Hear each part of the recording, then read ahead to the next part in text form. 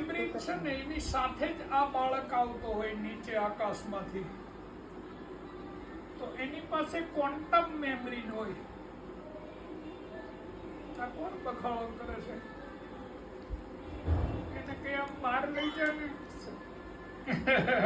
ચૂંટતા તોડવા માંડી છે.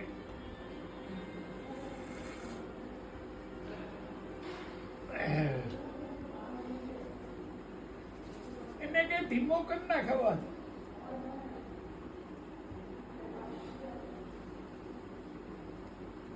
તો એની જે મેમરી છે એ સાથે લઈને આવ્યો હોય કે ભાઈ આ બાળક છે એને પૃથ્વીમાં પ્રવેશ કરે એટલે એને શું કરવું છે, કેમ કરવાનો છે, શું કામ આવ્યો છે, એના રૂલ્સ અને રેગ્યુલેશન શું છે, ડિસિપ્લિન છે, આઈડેન્ટિટી છે.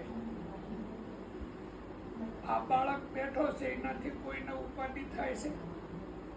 કારણ કે એ ડિસિપ્લિનમાં છે. જો નાનો છે તો આપણે ગમે તેમ બેઠા છીએ, ઓલો પદ્માસનમાં બેઠો છે, એના સંસ્કાર કહેવાય. આ 12 વર્ષ સુધી આવ્યો ને તો સમાધિ ટકો ન થાય, પણ ઓલીને 5 મિનિટ આને સામું જોઈએ થાય કે ત્યાંથી મારો દીકરો લઈને આવ્યો પાર્સલ. તે આખા અંતરિક્ષની મેમરી લઈને જ આવ્યો છે આ બાળક. ઓલી દીકરી લઈને આવી હોય એ મેમરી જે છે ને એને સેલ્યુલર બોડી છે. આ રહી દરેક સેલમાં મેમરી છે, અને એ મેમરીને આપણે ખોલી ના શકીએ. ઓલો નાડો કપાણો ને એની અંદર 3 મેમરી ઉડી જાય. પછી એની કોશિકા છે, એ કોશિકામાં મેમ્બ્રેન છે, એ મેમ્બ્રેનનો લોસ જતો રહ્યો, એ ઉડી ગઈ. એટલે ક્વોન્ટમ મેમરી નથી ને, એ પરમેનન્ટ મેમરી નથી કે મારે અહીંયા પૃથ્વીની પ્લેટમાં જન્મ લીધો તો મારું રૂલ્સ અને રેગ્યુલેશન શું છે, શા માટે હું આવ્યો છું, પછી હું કોણ છું, મારો રોલ શું છે. તો એ નાડો કાપવાથી ક્વોન્ટમ મેમ્બ્રેન જતી રહે, પછી સેલ અને કોશિકાની મેમ્બ્રેન લોક થઈ જાય. આપણને જે સંસ્કાર મળ્યા છે ને, એ જે ઘરમાંથી આપણે જન્મ્યા એ ઘરના જે સંસ્કાર હતા એ મળ્યા, તો એ તો બહારથી મળેલા સંસ્કાર છે. એ બહારથી મળેલા સંસ્કાર છે. તે બહારથી મળેલા સંસ્કાર છે એના રોમ અને રેમ મેમરી કહેવાય.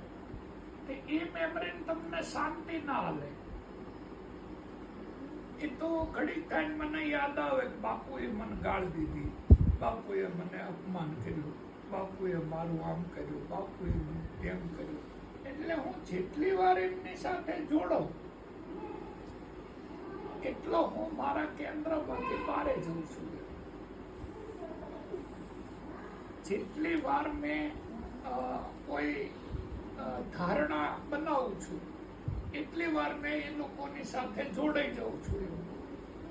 તમે જેટલી વાર જોડાઓ એટલી વખત તમારામાં સંવેદના ઊભી થાય, કાં તો સુખની થાય અને કાં તો દુઃખની થાય, પણ બે દુઃખદાયી છે, સુખની થાય બે. તો આ જે મેમ્બ્રેન છે એ ક્વોન્ટમ મેમ્બ્રેન છે. એટલે કેટલી વખત મેં જન્મ લીધો, કોના કોના ઘેર જન્મ લીધો, કઈ કઈ સ્કૂલોમાં ભણ્યો, કયા કયા સંસ્કાર મળ્યા, એ બધું આજ બી મોજૂદ છે હર સેલમાં. અને કોશિકાઓ તો જ્યારે આ પૃથ્વીનો જન્મ થયો હશે ત્યારથી અત્યાર સુધી આપણે પૃથ્વીની પ્લેટમાં કેટલી વાર આવ્યા ને કેટલી વાર ગયા, એ બધી મેમરી છે. સૂક્ષ્મણા નાડી ખુલે તો કલ્યાણ થાય. જો સૂક્ષ્મણા નાડી ના ખુલે તો કલ્યાણ થાય એવો કોઈ માર્ગ દૂર દૂર સુધી ક્યાંય દેખાતો નથી.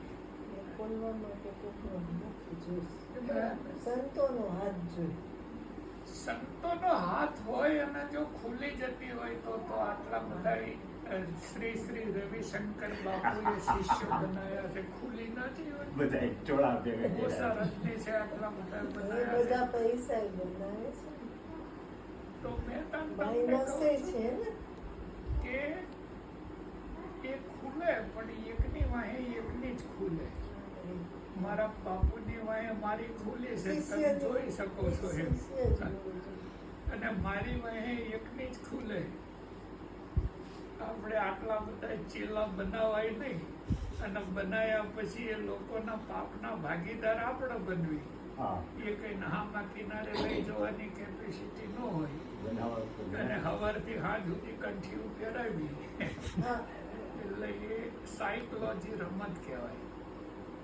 આજે મેં તમારા હાથ માથા ઉપર હાથ મૂકું અને તમે જો સામા કિનારે ના ઉતરી શકો, એનો અર્થ એનો અર્થ કાંઈ નહીં ને, તમે તો નિર્દોષ છો. પણ એ બોજ બધો મારા ઉપર આવે ને, હું ગુરુ છું ને તમારો. તો ગુરુ એને કહેવાય ખાલી આમ હામો જોવે તો ઓલા કિનારે જતો રહે. દીક્ષા આવવાની જરૂર ન પડે. સમૃદ્ધ. પણ જો આ કલિયુગમાં એકની પાછળ એક થાય છે એવી મને ખબર છે. મારા ગુરુ હતા ને અમૃતગીરી બાપા, એ ત્યાં કમંડળ કુંડ આશ્રમ છે ગિરનાર ઉપર, સિલ્લી ટોકારે, દત્તાત્રેય ભગવાન. મેં તો ગામડાનો એકદમ દેશી બાળક છું. હાવ મારે ભાભી હતા ને, એમને હાંધા હલાડા કર્યા ને મારા મોટા ભાઈએ મને માર્યો. તે માર્યો તે પારો ચડી ગયો બધા છોકરા ગોળે. એ જ problem છે. કે 13 રૂપિયા ચોર્યા માના ડાબલામાંથી દૂધના. તમને ખબર હોય પેલા દૂધ લેવા આવે ને તો ઓલાને ખખડાવતું આવવું પડે ટોહલી. ત્યાં ખબર પડે કે ભાઈ પૈસા લઈને આવ્યો છે, નક ના પડે. એ પૈસા એક ડાબલા ભેગા કરે માં. એક દાડો મેં 13 રૂપિયા ચોર્યા. એ ડાબલો ફોડ્યો તે 13 રૂપિયા મળ્યા, અને 13 રૂપિયા લઈને રાતે નીકળ્યો. એ બાવળા જો બાવળા એસટી પૂછી કે ભાઈ હા એસટી ક્યાં જાય છે? એટલે કે આ જુનાગઢ જાય છે. તે ચડી ગયા. તે જ્યાં જુનાગઢ જ્યાં પછી જુનાગઢ પહેલી વાર જોયો. એક તો વાદળથી વાતો કરે. પછી એમ થયું કે આમાં 4 રૂપિયા તો વપરી ગયા છે 13 રૂપિયામાં, 9 રૂપિયા બચ્યા છે. તે 9 રૂપિયાના ચણ્યા લીધા કે ઉપર ખાવા ન મળે તો આમાંથી રોજ એક મુઠ્ઠી ભરીને ખાવાના એમ, અને પાણી પીને રહેવાનું.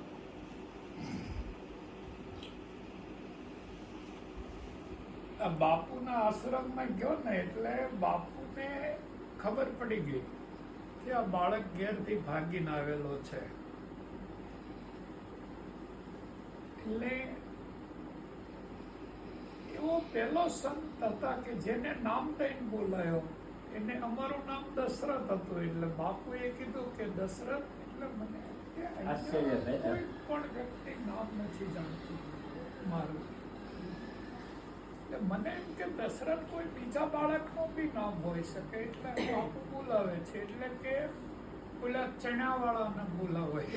ચણા તો મારી કને હતા, બીજા કોઈ કને હતા નહીં. એ બાપુ ગમે કે ચણા લાવ્યો છે? મેં કે હોય. કે ખાવાનું છે અહીંયા, ચણા મૂકી દે. મૂકી દીધા. એમને આવો એક હંસલો ઉઠીને બેઠા હતા. મને કે આ પેન્ટ ને એવું કાઢી નાખે, પેન્ટ બુશર્ટ કાઢી નાખે, આવું તો પહેરી લે અને સેવામાં લાગી જાય.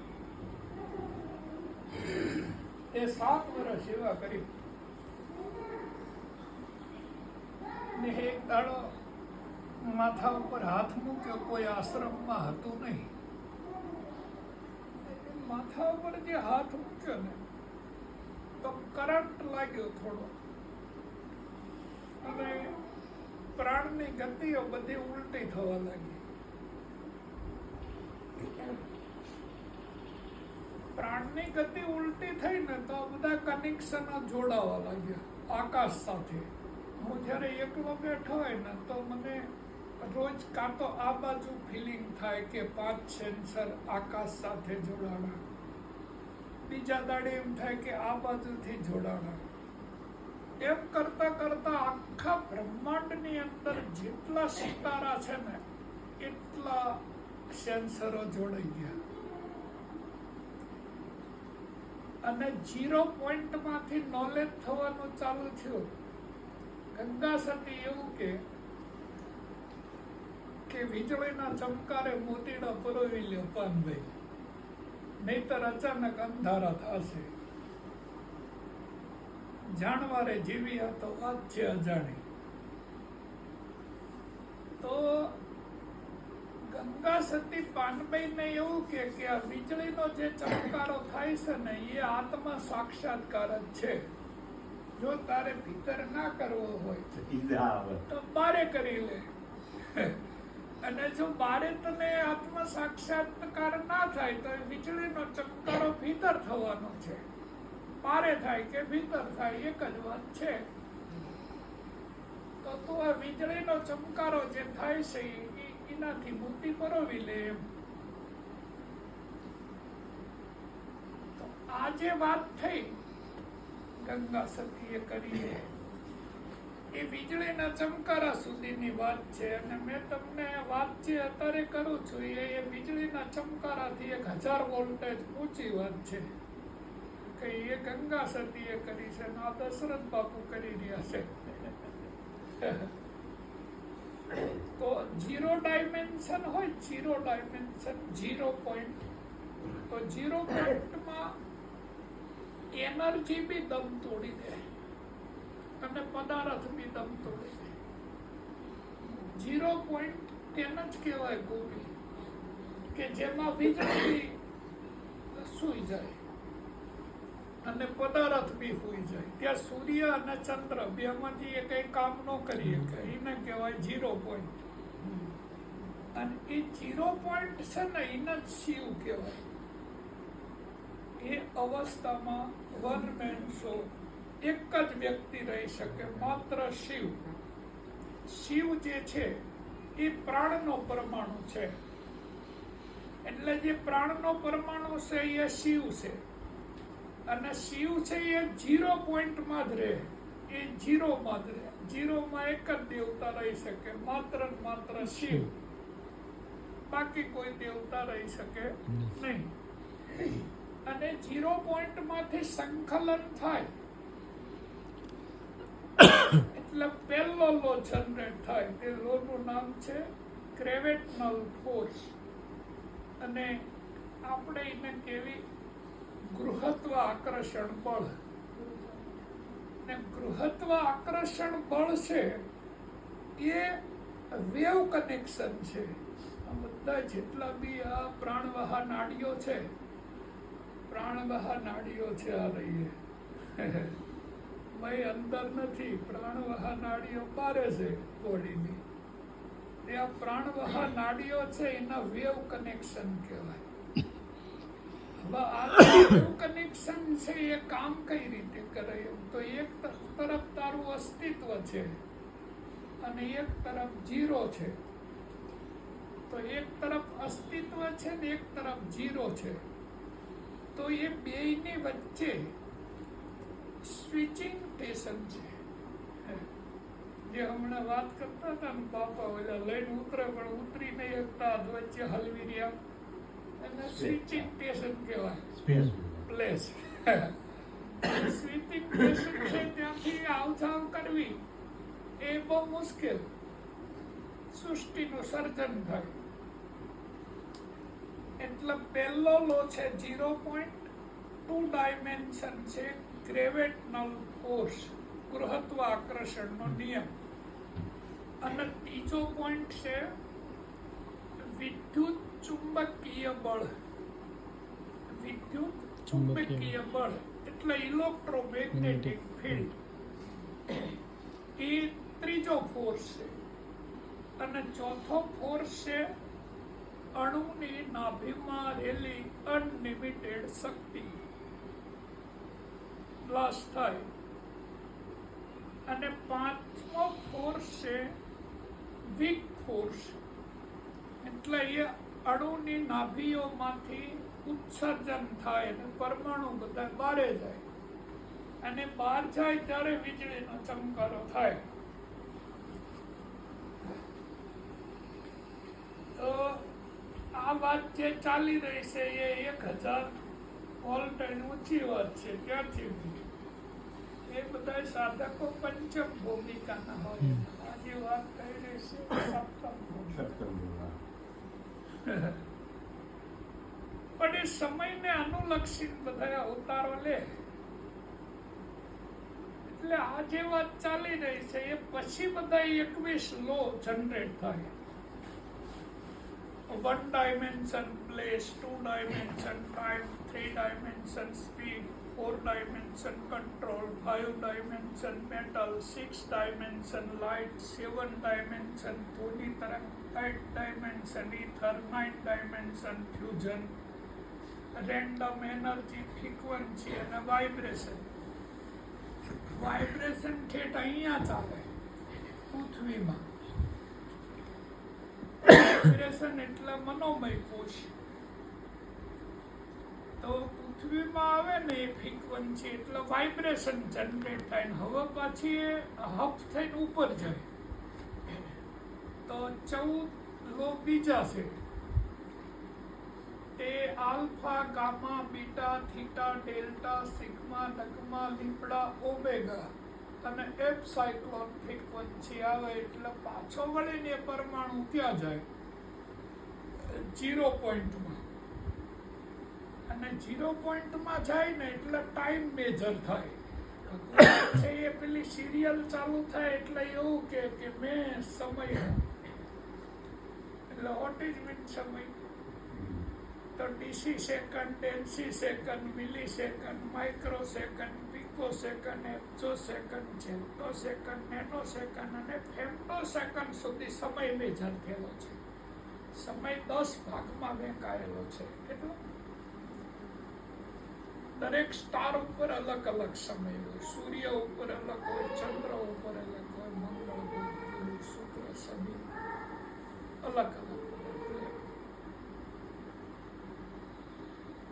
તો એ ટાઈમ પૂરો થઈ જાય ને પછી એને ઉપલબ્ધિ મળે. જેવી રીતે કૃષ્ણ ભગવાનના સ્થિતિત પ્રજ્ઞા અવસ્થા મળેલી ઉપલબ્ધિ. એવી રીતે કલયુગમાં જે બાળક જન્મે ને એના simple consciousness, self consciousness, cosmic consciousness, six sense awareness અને સુપ્રીમ કોસ્મિક કોન્શિયસનેસ સુધી ઉપલબ્ધ